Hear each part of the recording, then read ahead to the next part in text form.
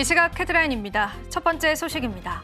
정부가 은행 선물 환 포지션을 기존보다 50% 확대하고 수출 기업들의 외화 대출 문턱을 낮춥니다.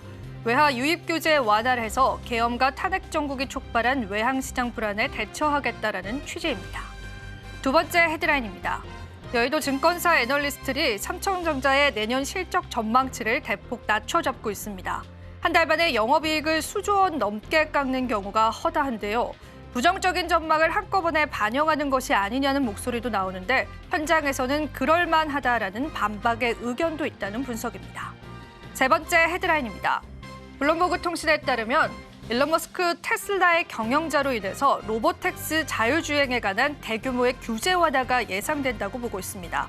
그에 따라서 프론티어 역시도 테슬라와 함께 로보택시 꿈에 동승하면서 계속되는 주가의 탄력을 보여주고 있는데요. 계속되는 자율주행 관련주들의 흐름들 주목해보시면 좋으실 것 같습니다. 마지막 헤드라인입니다. 하나오션과 하나에어로스페이스는 최근 국방기술진흥연구원 무기체계 개조개발 지원 사업을 통해서 수출형 3,000톤급의 과제를 수주했다고 밝혔습니다. 그에 따라서 계속되는 하나그룹주들의 상승이 예상되는 시점인데요. 국내 증시에서는 관련 기업들 여전히 탄력을 받으면서 계속되는 흐름들까지도 이어지고 있다는 분석입니다.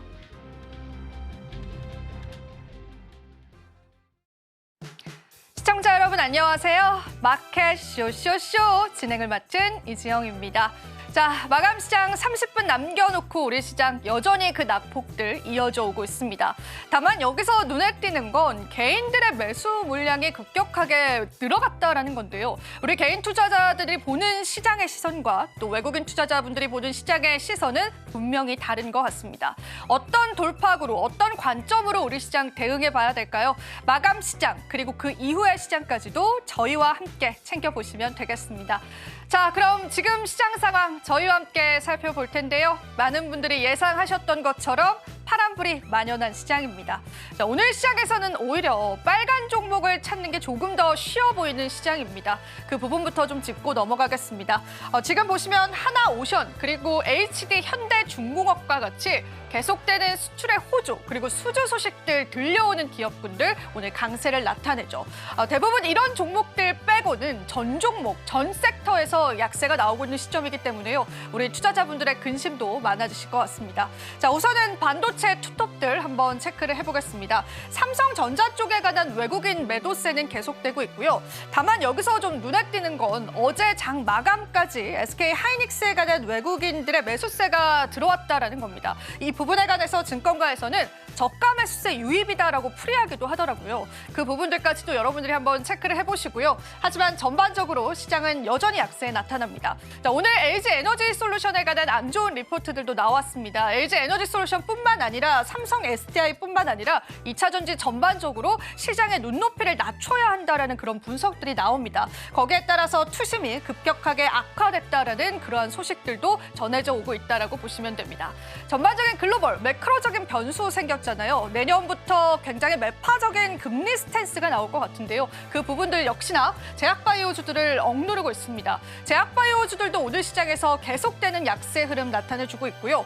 네이버는 그래도 상승 출발했었는데요. 시장의 하락에 힘입어서 이제는 보합권으로 돌아선 모습까지도 확인이 되고 있습니다. 그래도 우리 시장에서 게임 관련주들은 탄력이 좋았다라는 평가도 있었는데 오늘 크래프톤을 필두로 게임주들도 좋지 않은 흐름 보여주고 있고요. 고려아연도 오늘 시장에서는 5%가량 하락하면서 전 업종 그리고 전 섹터가 현재 하락하고 있습니다. 사실상 저희가 지금 이런 브리핑을 하는 게요. 크게 의미는 없어 보이지만요. 그래도 우리가 마감 시장까지 정확하게 시장 진단하고요. 내일 시장까지의 전략들 같이 챙겨보시면 좋겠습니다.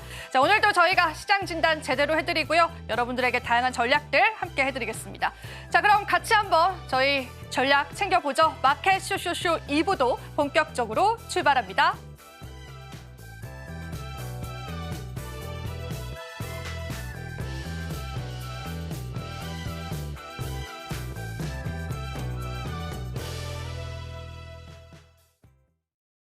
네, 오늘도 저희가 여러분들과 함께 마감 시장까지 브리핑 같이 도와드리겠습니다. 자, 오늘 함께 해주실 분 바로 소개해드릴게요. ISS의 김태성 본부장님 함께 해주셨습니다. 본부장님 안녕하세요. 네, 안녕하세요. 네, 방금 전까지 저랑 같이 시장 보셨잖아요. 네. 브리핑 제가 하고 있는데도 한숨이 푹푹 들려오더라고요, 본부장님. 오늘 시장 그쵸. 한번 진단 좀 해주세요.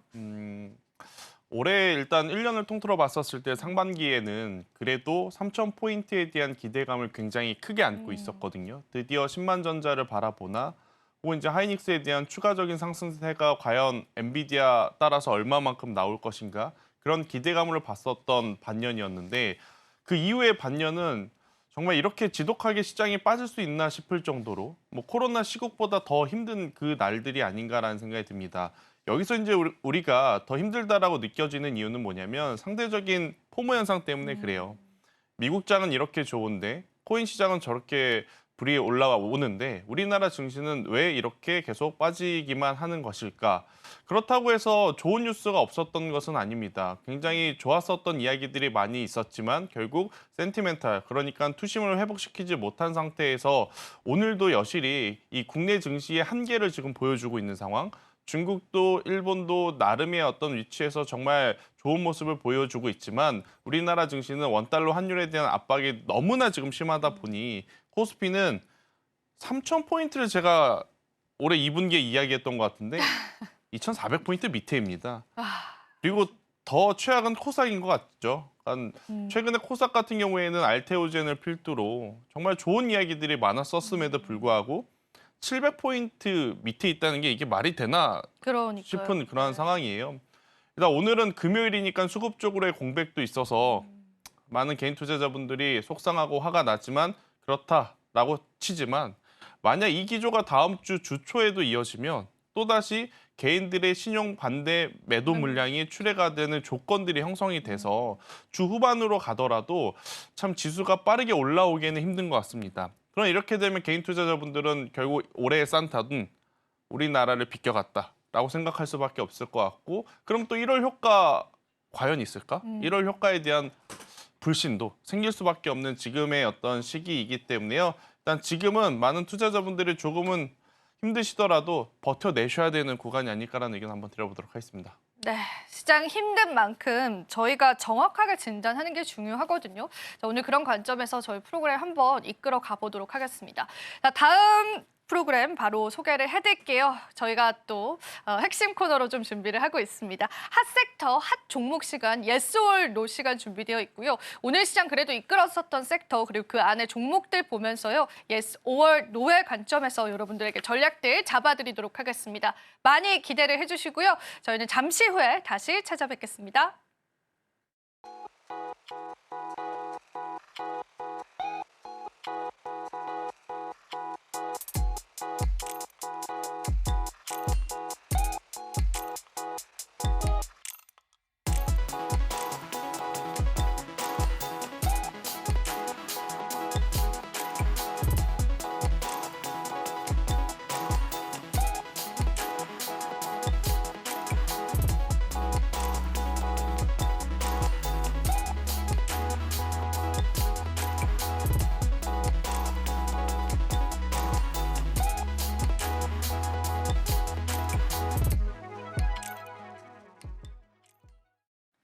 오늘의 핫 섹터, 핫 종목 시간 돌아왔습니다. 어떤 섹터 그리고 어떤 종목 우리가 한번 선별해보면 좋을지 바로 한번 살펴보겠습니다.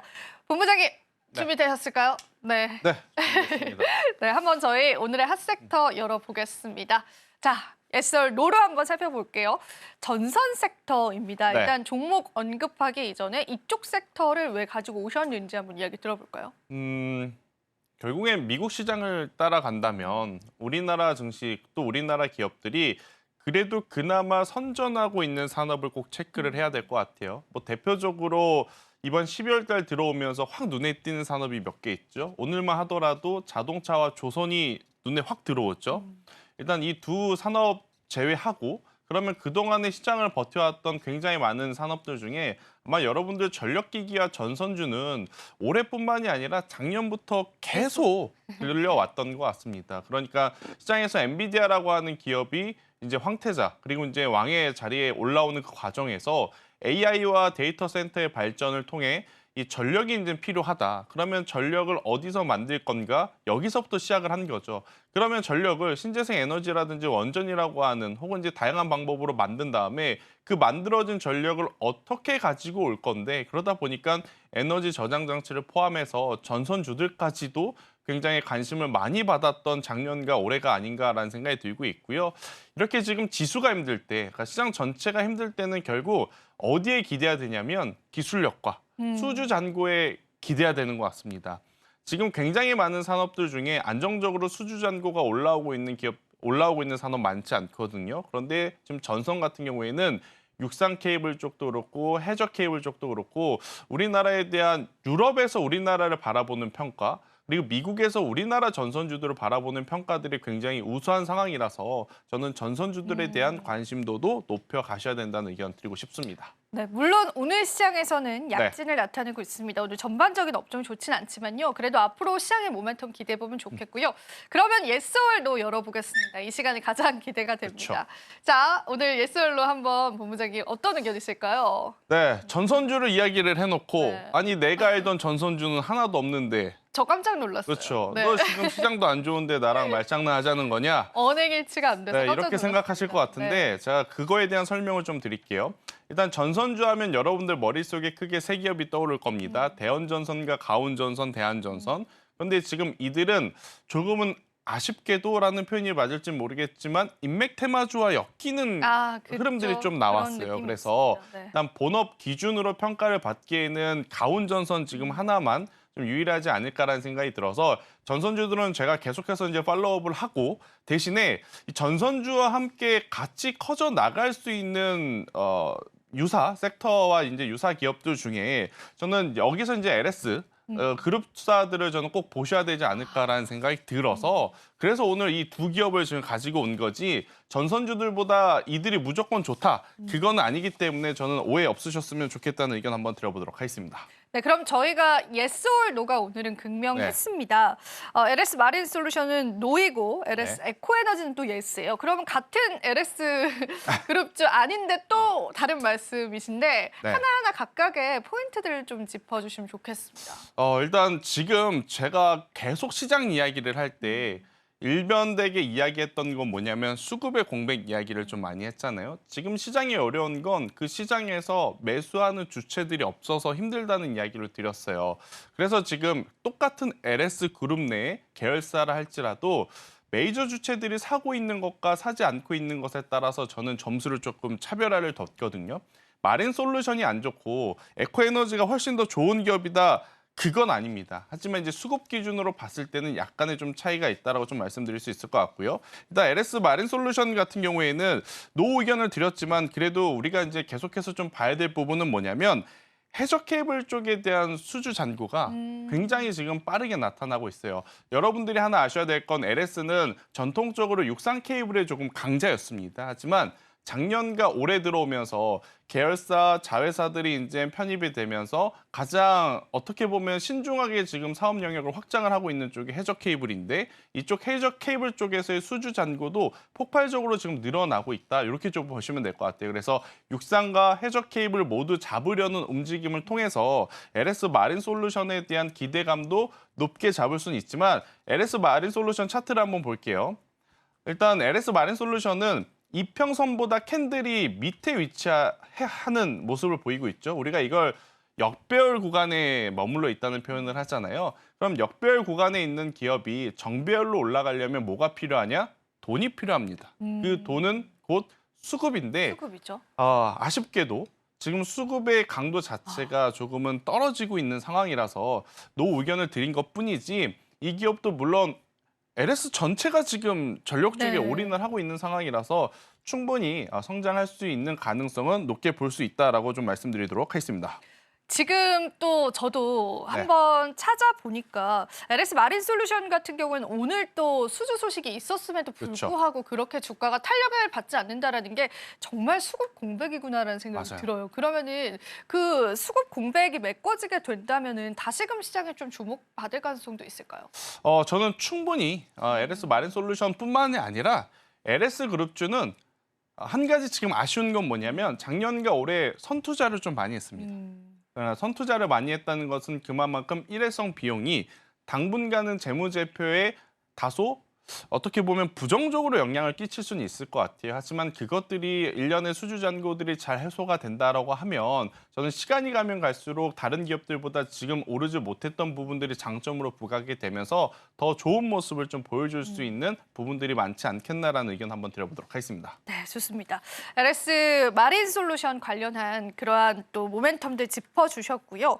수급 공백은 좀 아쉽습니다. 자, 그러면은 LS 에코에너지 관련해서는 예스라는 의견을 좀 주셨어요. 같은 LS 그룹 내이지만은 또 예스를 주신 이유가 분명히 있겠죠? 일단 차트부터 보면서 네.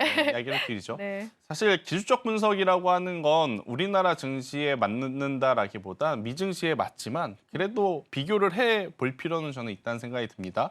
앞서 LS 마린 솔루션은 이평선 밑에 캔들이 위치해 있는 역별 구간이지만 반대로 LS 에코에너지 같은 경우에는 같은 계열사이지만 정별 구간에 지금 진입되어 있어요. 그러면 똑같은 거래량이 들어와도 LS 마린 솔루션은 악성 매물들, 그러니까 이평선에 머물러 있는 매도 물량들을 소화해서 올라가야 된다는 부담감이 있지만 LS 에코에너지 같은 경우에는 그런 물량 부담이 없다라는 관점에서 보면 더 상승 변동성이 나올 때 쉽게 나올 가능성이 높지 않을까라는 의견 한번 드려보도록 하겠고요. 또 이 기업의 수급을 보면 지금 화면에 잘 안 보이실 것 같아서 제가 좀 말씀을 드려보면 기관 투자자, 특히나 만약 이 기관 투자자의 중심 주체가 금융투자였으면 저는 이 기업을 선택을 안 했을 것 같아요. 그런데 지금 어디가 선택을 하고 있냐? 연기금과 투신이 이 기업에 지금 계속해서 러브콜을 보내주고 있는 상황이기 때문에 저는 LS 에코에너지에 대해서는 좋은 점수를 줄 수밖에 없을 것 같고요. 일단 변압기 시장 그리고 전선 시장 여기에 또 양자라든지 이러한 새로운 테마들이 형성이 되면서 통신주에 대한 이야기들이 많이 나오고 있거든요. 근데 LS 에코에너지가 또 이 통신 케이블 쪽에서도 수주 잔고가 늘어날 가능성이 지금 높아진 상황입니다. 그렇게 되면 기존의 변압기와 기존 해저 케이블, 육상 케이블 이런 전선 산업 플러스 여기에 통신 산업이라고 하는 새로운 성장 모멘텀까지 붙게 되면 다른 계열사들보다도 조금은 더 좋은 점수를 받을 만한 메리트는 발생되지 않았을까라는 의견 한번 드려보면서 LS 에코에너지는 저는 예스 의견을 한번 드려보도록 하겠습니다. 네. 같은 LS 그룹 내에서도 우리가 다양한 면을 봤었을 때 관점들은 달라지는 것 같습니다. 물론 우리가 지금 시장에서는 두 종목 모두 보수적으로 봐야겠지만 여러분들 나중에 또 투자 기회가 있을 때 참고를 해보시면 좋겠고요. 그럼 저희 두 번째 예스월도도 한번 열어보겠습니다. 라이벌 대결. 이번에 두 번째는 봉 부장님 어떤 섹터를 오늘 가지고 와주셨을까요? 제가 오늘 준비한 섹터는요. 네. 오늘 아침만 해도 굉장히 좋았었거든요. 그런데 힘이 빠진 원전을 한번 좀 가지고 와봤습니다. 원전 중에 두산 에너빌리티, 우리기술 이렇게 두 가지를 우리가 잠시 뒤에 예스월도를 해볼 테고요. 일단은 이 원전 섹터 어떤 포인트 있을까요? 우리 또 포인트만 착 집어주시면 될 것 같아요. 네. 일단 원전주들은 참 어떻게 보면 속상한 12월이 아닌가 싶어요. 너무나 속상합니다. 그렇죠? 11월 달까지만 하더라도 기대감이 한껏 부풀어 있었고 채코분들이 오시고 나서 내년 1분기, 2분기쯤 되면 이제는 해외 수주에 대한 어떤 결과값을 받아낼 수 있지 않겠나라고 많이 기대가 컸었던 산업이었던 것 같습니다.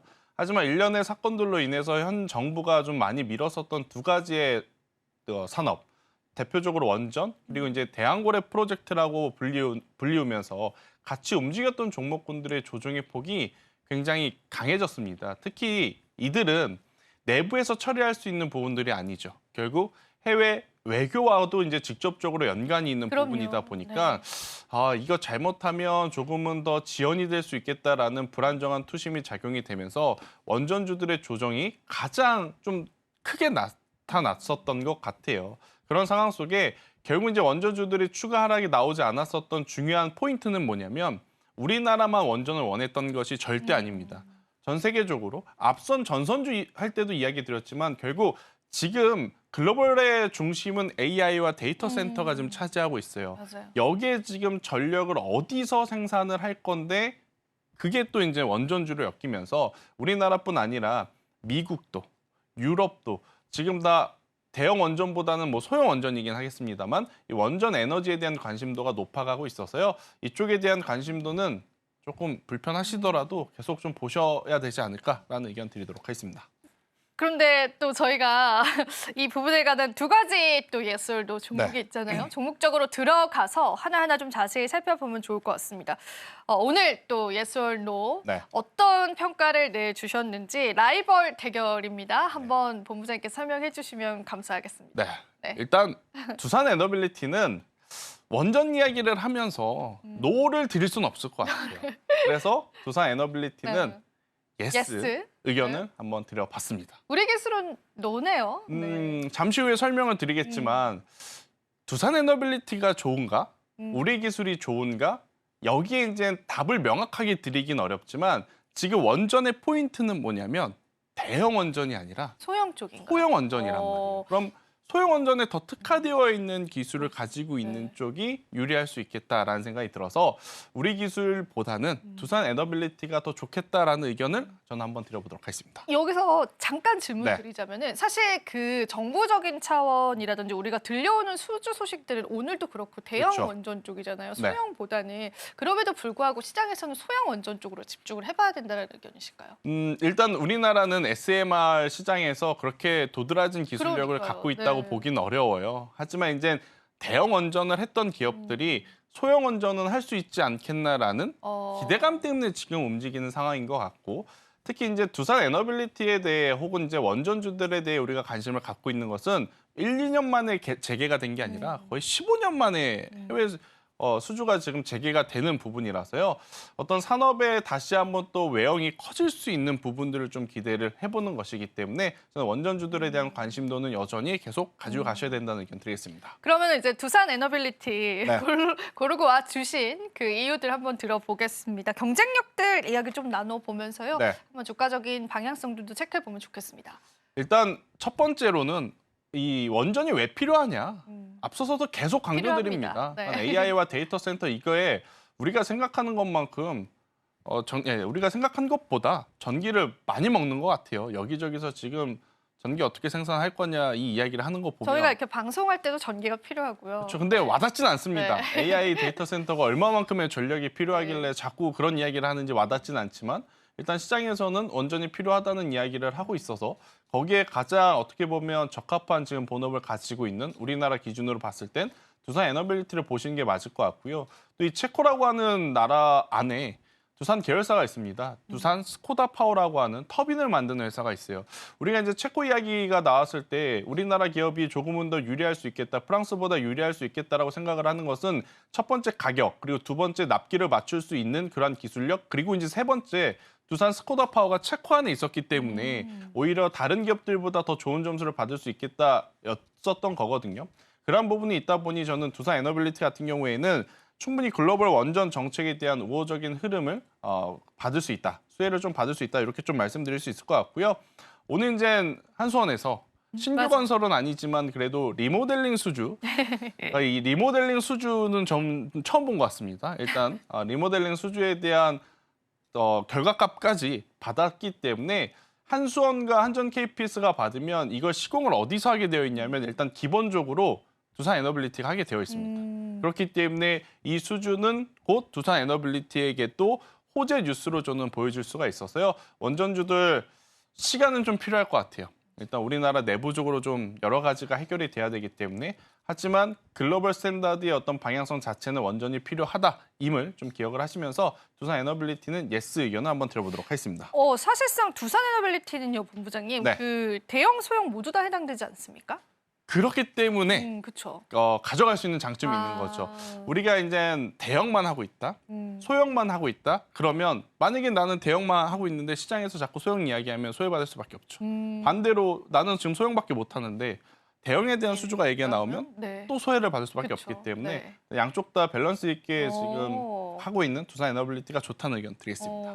좋습니다. 자, 그러면은 노라고 의견을 주셨던 우리 기술은 어떤 이유에서 노일지 한번 이야기 들어볼게요. 일단 우리 기술을 가지고 계신 분들에게 제가 찬물을 끼얹고 싶어서 이런 그런 이야기를 건 아니죠? 드리는 것은 네. 아니고요. 만약에 고민이 되시면 어차피 우리 기술과 두산 에너빌리티는 차트를 보시면 그 기업이 그 기업입니다. 같이 움직인다라고 보시면 돼요. 그래서 만약 우리 기술에 대한 그렇네요.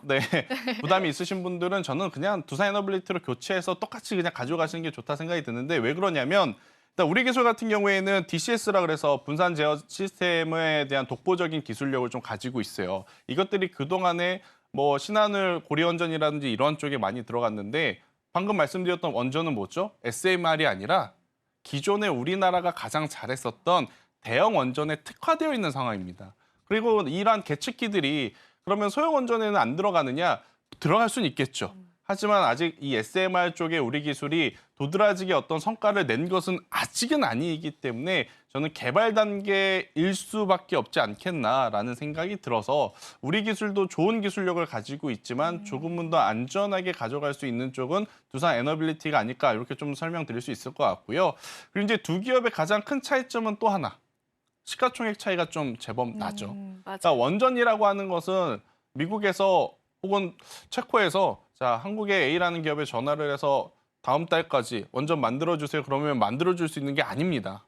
적어도 3년, 그렇죠. 길면 5년이라는 시간이 필요한다라고 우리가 알려져 있는데 그 기간에 없어지는 기업도 많을 거고요. 새롭게 IPO 신청해서 나타나는 기업도 많은 게 주식시장이지 않습니까? 그럼 그 기간 동안 어느 정도 이제 체력을 갖고 있느냐 없느냐를 판단할 때는 당연히 시가총액 기준으로 할 수밖에 없기에 우리 기술이 나쁘다라기보단 두산 에너빌리티가 장점이 조금은 더 부각될 수 있는 지금의 현재의 상황을 고려해 봤었을 땐 조금은 아쉽지만 우리 기술은 노 의견을 한번 드려보도록 하겠습니다. 사실상 같이 가는 섹터 안에 있는 그렇죠. 종목이긴 하지만은 소형 원전, 지금 트렌드이죠, 원전에. 그쪽으로는 조금 더 두산 에너빌리티가 특화되어 있다라고 네. 좀 우리가 소화를 해봐도 괜찮을까요? 네. 충분히 그럴 수밖에 없을 것 같고요. 그리고 최근에 두산이 전체적으로 일을 잘합니다. 잘하죠. 네, 네. 두산 로보틱스 한 군데를 좀 제외하고 밥캣도 뭐 얼마 전에 그렇죠. 그죠? 네, 전사적으로 어떻게 보면 지금 시대의 흐름을 좀 잘 만나고 있는 상황이라 네. 이럴 때 우리가 이런 표현을 쓰죠. 우주의 기운이 한 곳으로 몰리고 있다. 저는 그래서 지금은 두산이 조금 물 들어올 때 노를 저어야 하는 그러한 시기가 아닌가라는 의견 한번 드려보도록 하겠습니다. 네, 좋습니다. 자, 오늘 이렇게 예스올 노 두 가지 종목군들 체크를 해봤는데, 자, 여기서 좀 한 가지만 더 저희가 짚고 넘어가야 될 부분들이 있어서, 네. 지금 원전주가 오늘 또 힘이 빠졌잖아요. 네. 그러면은 사실 수주 소식을 떼어놓고 보더라도 원전주에 관심 많으셨던 투자자분들은 이제 이쪽을 배제를 해야 되나라는 생각이 들 것 같습니다. 그래서 투자적인 관점에서는 이쪽 섹터에 관한 본부장님 전략 우리 어떻게 가져가 봐야 될까요? 오늘 다 빠졌기 네. 때문에 원전주 빠진 거에 대해서 너무 나무랄 필요는 없을 것 같아요. 대신에 이제 한 가지 아쉬운 부분은 굉장히 좋은 뉴스 중에 그러니까요. 하나였거든요. 정말로요. 금액도 네. 굉장히 컸었고 만약 여기에 시장 환경까지만 좀 좋았다면 단숨에 하락하기 전 가격대까지 다들 좀 회복을 했을 것 같긴 해요. 근데 그러지 못했던 게 아쉬운 상황이지만 계속 말씀드리나 원전은 우리나라만의 선택이 아니라 글로벌적인 부분의 방향성이기 때문에 길게 보셨을 때 저는 충분히 지금의 조정은 이용해 볼 필요는 있다. 하지만 원달러 환율이 지금 워낙 부담스럽잖아요. 네. 그래서 기존에 만약 2번, 3번에 나눠 사셨던 분들이라고 하면 5번, 7번 그러니까 더 나눠 사시는 전략으로 지금은 대응을 하는 게 가장 현실적인 방법이라는 의견 드리겠습니다. 네, 저희가 원전주에 관한 이야기를 드렸지만 오늘 시장은 시장의 모멘텀마저도 눌러버리는 시장인 것 같습니다. 그러다 보니까 그 대응책들이 더 중요할 것 같아서 다음으로 이어지는 코너에서 여러분들이 한번 그 대응책들 찾아보시면 좋겠습니다. 자, 오늘의 이슈 TMI 시간에서는요. 자, 우리가 정말 고환율, 이제는 뉴 노멀 시대다라는 이야기까지 나오는 시점입니다. 그런데 그럼에도 불구하고 고환율에 관한 수혜 업종들 이제 많은 투자자분들이 관심을 가지시더라고요. 그 안에서도 선별적으로 골라봐야 되겠더라고요. 그래서 그 정답지들을 저희가 오늘 들고 왔기 때문에 여러분들이 마감 시장 이후에도 그 전략 챙겨보시면서 시장 방어하는 관점으로 한번 이견에 가보셨으면 좋겠습니다. 많이 기대해 주시고요. 자, 마감 시장 다가오고 있습니다. 저희 마감 시장 어떻게 펼쳐질지 체크해 보시면 좋겠는데 역시나 외국인 매도세 증폭되고 있는 시점인데 그래도 코스피 2,400선 지켜주고 있습니다. 자, 마감 시장 한번 체크하고 다시 찾아뵙겠습니다.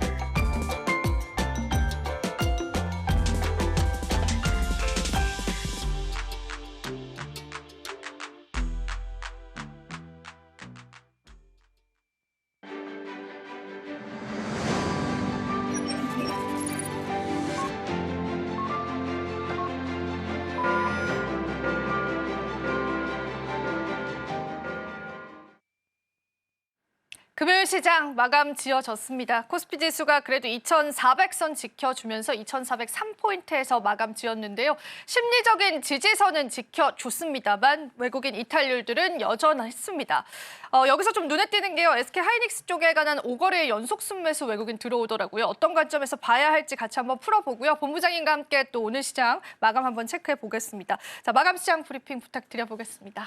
일단 오늘은 마감 상황이 크게 의미가 없는 것 같습니다. 코스피도 그렇고 코스닥도 네. 그렇고 외국인들 그리고 기관 투자자들 모두 지금 매도한 상황에서 제가 여러분들께 드리고 싶은 한마디는 이 또한 지나가리라입니다. 결국 주식시장은요.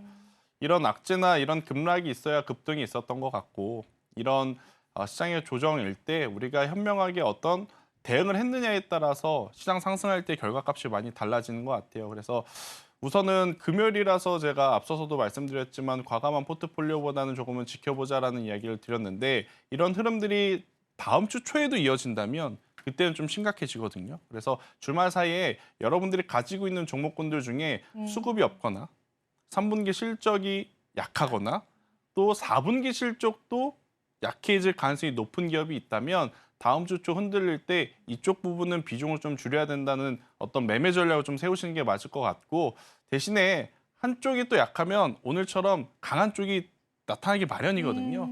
그쪽에 대한 어떤 비중 확대 전략도 고민을 같이 해보셔야 되지 않을까라는 의견 드려보도록 하겠습니다. 그런데 이게 좀 아이러니한 부분들이 개인이 굉장히 좀 많이 담았다라고 하는 부분들이 네. 우리 개인 투자자분들의 전략이 이게 과연 맞을까 이런 좀 의문이 들기도 해요. 제가 본부장님. 이 부분을 좀 설명드리고 싶어요. 보통 외국인들이 사고 기관이 사면 시장 올라가는데 똑같은 규모 혹은 개인 투자자분들은 더 많이 사도 그쵸. 시장은 왜 빠지냐라고 생각하시는 분들이 있어요. 네. 이게 어떤 차이가 있냐면 똑같은 금액이라 할지라도 힘의 움직력 차이입니다.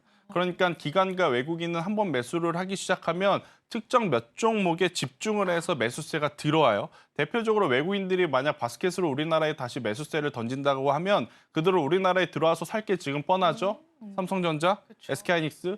그러니까 힘의 집중도가 나타나면서 지수 올라가고 그 종목군들을 따라서 소부장주들은 또 개인 투자자분들의 자금이 올라오니까 그럴 때 시장은 올라옵니다. 그렇네요. 그런데 반대로 개인 투자자분들의 자금은 뭐냐면 오늘 시장을 바라보면서 저도 A라는 종목 생각하고 있지만 앵커님은 또 B라는 종목을 생각을 하고 있을 네. 거라고요. 또 이 방송을 바라보시는 시청자분들은 또 C라는 종목을 생각을 하고 계실 거예요. 그러니까 응집력 차이가 다르다는 거죠. 각자 다른 생각을 하고 다른 쪽으로 이제 분산이 되다 보니 똑같은 금액이 오고 가는 그러한 시장이지만 개인이 살 때 시장에 빠지는 것은 이런 현상 때문이다라는 의견 드리도록 하겠습니다. 네, 저도 사실 이 부분 궁금했었는데 본부장님 좀 잘 풀어주신 것 같아서 그 이야기 좀 같이 한번 나눠봤습니다. 자, 우리가 또 힘의 응집력 때문에 지수의 향방을 결정지을 수 있다라고 하는 부분들 살펴보시면 좋겠고 그래도 조선 쪽 강하게 마지막까지 지켜주는 모습 보여집니다. 네. 계속 봐도 괜찮을지도 좀 궁금하고 그나마 이제 이런 또 수주 소식 들려오고 수출 잘하는 그런 종목군들 계속 우리가 지켜보는 것이 지금 시장에 맞는 전략일지 일단 지금 당장은 그것밖에 안 보이죠. 안 보입니다. 네, 그런데 문제는 이들이 만약 지수가 상승할 때 반대로 빠지면 힘들다라는 거죠. 그러니까 기존부터 계속 조선주가 좋습니다. 조선주들은 조정 시에 가지고 계시는 게 좋을 거예요라는 이야기에 공감을 하셔서 가지고 계신 분들은 상관없지만 지금까지 조선주가 올라가면 얼마나 올라가겠어?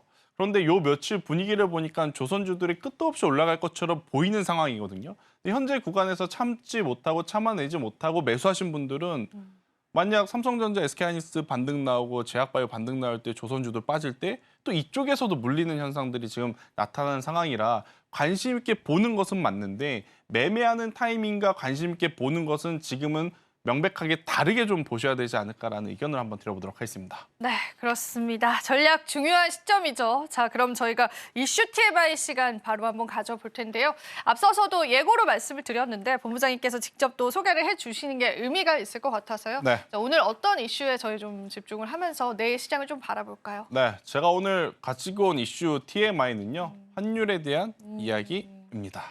야, 환율이 사실은 그래도 조금 안정세를 보여주긴 했습니다. 엔화 약세의 영향으로 좀 풀이가 되는데 고환율 버텨낼 기업들 어떤 것들이 있을지도 궁금하고 관련해서 좀 자세히 들어볼게요. 일단 환율이 지금 1,450원대를 넘어갔죠. 여기서 만약 또다시 다음 주에 강달러 현상이 나오면 그때는 사실 환율 수혜주 의미 없습니다. 아, 그때는요? 시장이 다 무너지는데 그 안에서 살아남을 종목은 없을 가능성이 높기 때문에. 하지만 우리가 지금 이 이야기를 하면서 미리 좀 스터디하고 미리 좀 준비를 하고자 하는 것은 정부에서 적극적으로 정말 개입한다라는 것이 말뿐만이 아니라 실제로 이루어지면서 어느 정도의 안정화, 많이도 바라지 않습니다. 1,430원대 혹은 20원대까지만 안정화가 된다라고 하면 충분히 오늘 올라갔어야, 그러니까 이번 주에 올라갔어야 됐었던 종목군들 중에 못 올라갔던 종목군들이 회복할 가능성이 좀 높거든요. 그래서 이제 그 부분을 좀 체크를 해야 되기 때문에 원달러 환율에 대한 이야기를 하는 거고요. 저는 보통 시장 이야기를 그렇게 즐겨 하는 편은 아닙니다. 어차피 내 계좌에 수익을 주는 것은 시장 이야기도 아니고요. 종목군들의 힘이기 때문에. 하지만 지금은 원달러 환율 시장을 먼저 체크한 다음에 이들이 안정화가 됐을 때 코스피 코스닥 지수가 얼마만큼 회복하는지를 보고 그 다음에 여러분들이 가지고 있는 종목 위주로 좀 보셔야 되는 전략들이 현실적으로 맞을 것 같다라는 생각이 들어서요. 오늘은 이제 고환율 시대에 버텨낼 수 있는 산업과 기업에 좀 집중을 하는 것들에 포커스를 맞춰야 되지 않나라는 의견 드리도록 하겠습니다. 뭐 시장의 시선이 이쪽에 쏠린다라기보다는요, 본부장님. 여기라도 바라봐야 되겠다 이런 생각으로 좀 보게 되는 것 같아요. 버틸 수 있는 산업의 관점에서 봐야 되는 거잖아요. 그렇죠. 아, 정말 잘 되겠다, 날아가겠다 이런 느낌보다는 그런데 그럼 어떤 산업군들이 좀 있을지 한번 좀 짚어주시면은 저희가 좀 이해하기 쉬울 것 같습니다, 시장을. 일단 오늘 가장 핫했던 쪽이 어디죠? 조선 쪽이요. 조선 쪽이 있죠. 네. 그래서 이제 조선 쪽은 빼놓고 갈 수는 없는데 아니 방금도 조선 이야기를 하면서 관심은 있게 보라고 그러니까요. 했는데 네. 타이밍이 중요하다라고 했으니 무슨 이야기를 할지 아마 기대를 좀 하고 계실 거예요. 그러니까 여러분들에게 제가 그냥 뻔한 조선 빅4 이야기를 드리고 싶진 않습니다. 왜냐하면 그 기업들 다수가 좋은 기업임은 맞지만 현재의 타이밍 기준으로 보면 참 매매하기가 좀 어려울 정도로 많이 올라와 있는 구간이에요. 특히나 쉽지 않아요. 네. 그렇죠. HD 한국조선해양, HD 현대중공업, HD 현대미포조선 여러분들 차트를 보면 이런 시장 상황 속에서 52주 신고가로 넘어갔거나 지금 박스권을 다 돌파한 그러한 상황인데 여기서 지금 뒤늦게 따라가는 게 맞을까? 이 부분에 대한 고민은 당연히 될 수밖에 없죠. 그런데 여러분들이 하나 꼭 아셔야 되는 건 뭐냐면 환율이라는 걸 일단 떠나서 우리가 지금까지 환율 때문에 조선주를 본 게 아닙니다. 그렇죠? 네, 환율이라는 것은 일단 플러스 알파, 부수적인 요인인데 그걸 떠나서 우리가 조선주에 집중을 했던 것은 크게 두 가지죠. 일단 첫 번째, 미국이 다른 산업은 다 잘하지만 조선에 약해요. 그럼 미국이 우리에게 손을 내민, 먼저 손을 내민 산업은 전화했죠? 네. 조선이기 네. 때문에 조선 쪽은 봐야 된다는 거죠. 잘 생각해 보세요. 제약바이오, 반도체 그들이 먼저 우리에게 손을 내밀었나요? 아닙니다. 그렇죠. 네. 우리가 먼저 그들에게 너네 시장에서 우리 제품 두드렸죠. 팔게 좀 해줘. 즉 이런 것과 먼저 전화 와서 야 너희들이 조선 그렇게 잘한다면서 맞아요. 야 우리 좀 도와줘. 이거는 완전하게 다른 개념이거든요. 그렇기 때문에 조선주들은 먼저 미국이 손을 내밀었다라는 관점에서 꼭 체크를 해야 된다. 이게 포커스고요. 두 번째, 과거에 우리나라가 이제 조선업이 기술이 그렇게 월등하지 못했을 땐 일본의 기술을 많이 가져왔다 그래요. 그때 우리나라 배를 팔 땐 뭐 HD 제품을 팔더라도 그 안에 부품들이 일본 제품들이 많았다라고 합니다. 근데 이제 지금은 많이 성장을 해서 우리나라 제품을 네. 다른 나라 완성 이 조선사들이 많이 가져다 쓰는 거죠. 대표적으로 중국입니다. 유럽이 중국을 통해서 뭐 수십 수백 척 뭐 배 수주 줬다. 여기에 우리가 반응할 필요가 없는 게 그들 안에 들어가는 다수의 제품들이 우리나라 부품일 확률이 지금은 많이 높다는 거죠. 그래서 저는 조선사들 같은 경우에는 대형 조선사도 좋지만 기자재, 부품 쪽에서 아직 상대적으로 가격에 대한 부담이 덜한 쪽은 괜찮지 않겠나라는 의견을 한번 드려보도록 하겠습니다. 제가 또 오늘 조선주 관련해서도 같이 공부를 좀 해보니까 네. 이런 소식이 있더라고요. 미국 의회에 이제 미국의 조선 산업이 좋지 않잖아요. 네. 조선업을 살리기라는 법안이 지금 발의가 됐다라고 해요. 만약에 그럴 경우에 트럼프 행정부 들어오면은 그 미국의 조선업이 살아나는데 수혜를 한국 기업들이 가장 많이 받아갈 것이다라고 보고 있거든요. 그렇죠. 그러니까 네. 미국은 조선소도 지금 제대로 된 곳이 없다고 할 정도로 아직 이 산업에 대한 기초 공사가 안 되어 있는 상황이에요. 근데 이제 정부 쪽에서 그렇게 지원을 해주면 지금 우리나라 SK하이닉스, 삼성전자 가서 보조금 받는 것도 힘들죠. 네, 맞아요. 그런데 조선사들은 가만히 있어도 본인들이 투자를 할 테니 너희들이 와서 잘 만들어줘. 지금 이런 구조적인 성장이 가능을 하기 때문에요. 저는 조선주들, 우리나라 관련 기업들은 먼저 조급할 필요가 없는 것 같습니다. 네, 너무 조급해서 우리가 숙이고 들어갈 필요 없습니다. 기술 가지고 있고 기술력 좋고 지금은 좀 긍지를 가지고 영업에서 뭐 다 더 잘 알아서 하시겠지만 또 저희 프로그램에 어떤 출연자분께서 5년을 보고 조선주를 투자를 하자 뭐 괜찮습니다. 이런 의견도 있었습니다. 네, 저희가. 트럼프 2기 네. 내내 조선주들은요 네. 관심 있게 좀 보셔야 될 것 같아요. 네, 그렇습니까? 네. 알겠습니다. 그러면 좀 게임주 쪽으로도 이제 최근에 또 관심도가 좀 높아지고 있습니다. 물론 오늘의 탄력과는 별개로 이쪽도 괜찮은 업종으로 보고 계신 걸로 알고 있는데 네. 어떻게 풀어볼까요, 시장에서는? 일단은 게임주는 항상 이런 지정학적 혹은 매크로 이슈가 나타났을 때 가장 먼 발치에 있는 산업이기 때문에 그렇네요. 어떻게 보면 큰 영향을 안 받았던 것 같아요. 오늘 다수의 게임주들이 그나마 견고하게 버텨줬다라는 것은 과거에 트럼프 1기 때를 겪었던 투자자들에게는 그냥 새록새록 떠오르는 기억일 겁니다. 그때도 의외로 게임 살아남았고요. 엔터 살아남았고 컨텐츠주 살아남았습니다. 이번에도 마찬가지죠. 공교롭게도 엔터 나름 괜찮죠. 미디어 콘텐츠는 다음 주에 오징어 게임 또 이야기가 있으니까 네. 조정이 적고 그렇네요. 게임주들은 오늘 오히려 올라간 종목군들이 많습니다. 그동안에 제가 게임주 하면 많이 강조드렸던 게임주 하나가 W게임즈입니다. W게임즈. 네. 네. W게임즈는 사행성 카지노를 만드는데 이게 왜 지금에 와서 이렇게 역사적인 신고가를 오늘 갔냐면 네. 원화로 결제하거나 엔화로 결제하거나 위안화로 결제 안 합니다. 이들 다 게임하면 달러로 결제를 달러로 합니다. 결제하죠. 근데 지금 달러가 이렇게 올라갔으니 이들은 앉아서 똑같은 게임 유저들이 게임을 하는데도 네. 불구하고 영업이익률이 받는 거죠, 네, 고안에서. 더 높아지는 그러한 환경들이 조성이 되었기 때문에 이러한 기업들에 조금은 저는 여러분들이 관심 있게 보신다면 지금 지수가 안 좋고 시장 상황이 안 좋더라도 그래도 포트의 한 줄기 희망을 좀 만들어낼 수 있지 않겠나라는 생각이 들고 있고요. 트럼프가 본격적으로 이제 시작하는 내년엔 네. 지금보다 더하면 더했지 덜하진 않다. 덜하진 않을 가능성이 높다는 의견 드리겠습니다. 뉴욕 증시에서도 이제는 트럼프 호재가 트럼프 악재가 돼서 주가를 누르더라고요. 그래서 그쵸. 참 앞으로도 우리가 무섭게 대응은 해봐야 될 것 같고 네. 근데 이게 사실 고환율 수혜주다라고 해서 다 오르는 것도 아니고 수출주다라고 해도 다 오르는 것이 맞아요. 아니기 때문에 오늘 본부장님이 짚어주신 그런 또 섹터군도 여러분들 집중을 해줘야 될 것 같고 사실 수출 수혜주는 자동차도 포함이 되는데 네. 자동차 대형주들 보면 주가 자체 탄력들은 너무나 좋지 않아서 요거는 또 어떤 관점에서 봐야 되는지 좀 궁금하실 것 같아요. 이제 환율이 어느 정도 그러니까 우리가 네. 예측 가능한 범위 내에서 움직이면 괜찮거든요. 그런데 이제 우리가 예측 가능한 그 범위를 넘어서면 현대차, 기아도 사실은 다 우리나라에서 만들어서 수출하는 게 아니라 또 수입하는 부분도 일정 부분 있잖아요. 부품 같은 것들 그렇죠. 수입하고 근데 하니까. 그런 수입하는 네. 가격이 또 올라가는 또 역마진 아, 구조가 그러네요. 있는 네. 상황이라서 너무 많이 올라도 안 좋다. 그래서 지금 뭐 자동차가 오늘 못 가는 것이 조금 아쉽긴 합니다만 저는 그래도 자동차, 조선, 뭐 게임, 컨텐츠, 뭐 엔터 이러한 쪽은 계속 보시는 게 맞지 않을까라는 의견 드리겠습니다.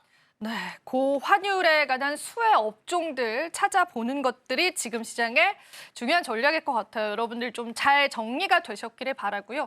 그러면은 이제 오늘 시장에서 또 마감 지어졌습니다. 금요일이 본부장님께서 어떤 종목을 오늘 또 픽해 오셨는지 그 종목에 관한 이야기도 오늘 나눠보면 좋겠습니다. 물론 당장의 매수 관점은 아닐지라도 우리가 네. 한번 바라보면 좋을 것 같습니다. 본부장 오늘 어떤 종목 저희 볼까요? 네, 제가 오늘 이 승부주 종목으로 가지고 온 승부 한번 봐봅시다. 승부를 네. 한번 보도록 하겠습니다. 승부 한번 봐봅시다. 아, 역시나. 네. 엔진 쪽이죠. 제가 사실 그동안에 조선 이야기하면서 엔진 이야기는 거의 안 했던 것 같아요. 맞아요. 이야기를 네. 했을 때 항상 기자재를 보시려거든 세진중공업 성광밴드. 혹은 피팅 밸브류를 대표를 하는 성광밴드라든지 이제 태광을 좀 많이 말씀을 드렸는데 맞아요. 일단 오늘 시장이 흘러가는 모습을 보니까 엔진 쪽에 대한 관심도도 이제는 더 높게 우리가 점수를 줘도 괜찮겠다라는 생각이 듭니다.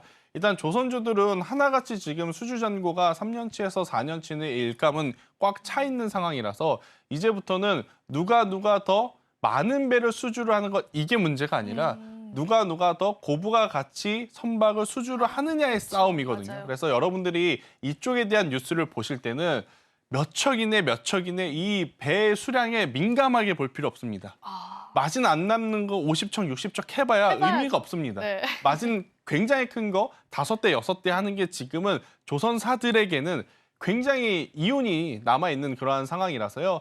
저는 그 기준으로 보면 엔진사들도 그렇게 고부가 가치 제품 배들이 많아지면 마진율이 높아진다 그래요. 그래서 벌써 내년 순이익 같은 경우에도 역대 최대치가 지금 돌파가 될 전망이다라는 이야기가 나오고 있는 게 또 하나 엔진이기 때문에 저는 이쪽에 대한 관심도를 좀 보시는 게 좋을 것 같고요.